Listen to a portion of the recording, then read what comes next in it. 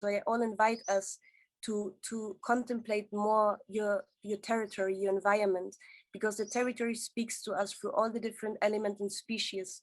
So if there is an imbalance in the territory, that talks about an imbalance in its habitants. Yeah. So that's also how water activism looks in my life. This need to reconnect to myself and to nature, and to remember how to listen to how the earth and the elements are talking to us all the time. Yeah, here there are like more and more strong forest fires. Actually, some weeks ago we had the biggest fire in history of Tepoztlan. There were over 500 acres, hectares burned down. There's still an impact here, energetic and emotional, and obviously physical impact. So this fire speaks to us as well, you know. And people, when I was trying, we were some years ago, we were trying to put out the fire because it was really coming close to the village. And one moment there comes the wind, and the fire like started to go really big, so all the people were like running away.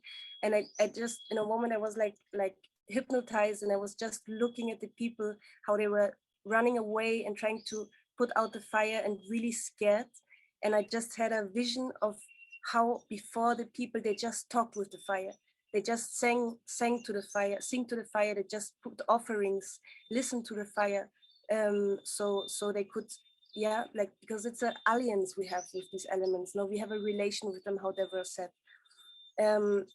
So the forest fires, the reason of them, one of the biggest impacts on climate change is that the conventional agriculture, because it's totally out of the concept, like, of the principles of nature.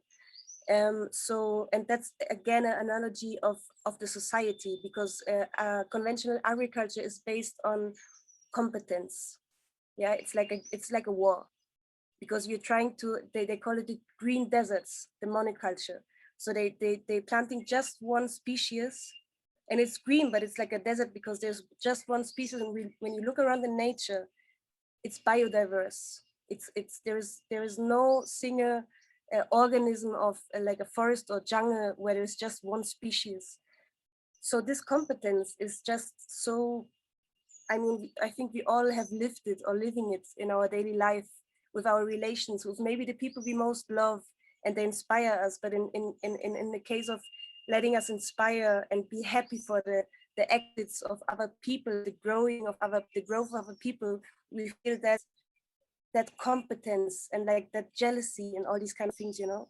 So that's all these analogies, what I've see more and more clearer in these studies. And that's also one reason why we started our project Biocenosis. Biocenosis is a biological name of the interdependency of all the different species which live together in one ecosystem. So that's like the we choose that name because we see that importance to reconnect to the community we are. Humans part of the community of this great higher intelligence, which is this greater this great organism, which is Earth and the universe. No, so that's like why we choose that name. And we always add to it that we are praying that this community is able to coexist in harmony and in unconditional love. No, and one of the main techniques we are working with and we're trying to implementing here in this area is successional agroforestry, which is part of the syntropic agriculture, which is one of the most efficient techniques of regenerative agriculture.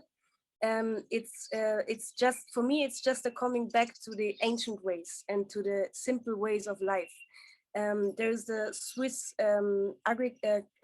Swiss scientific and farmer Ernst Götz. He was the founder in a way of this technique, but he just really studied the jungle and the different forests, and he just aligned his way of planting again with these principles of nature. So they say that this is a really ancient technique. They say that a big part of the Amazon was planted in that way by the ancient people. So it's pure abundance. This technique is like coming back to natural abundance and coming back to that state of consciousness that there is enough for everybody. There is enough for everybody. It's just coming back onto the cycles and allow the energy to flow. Yeah, like in this, we see the principles of nature, collaboration and unconditional love.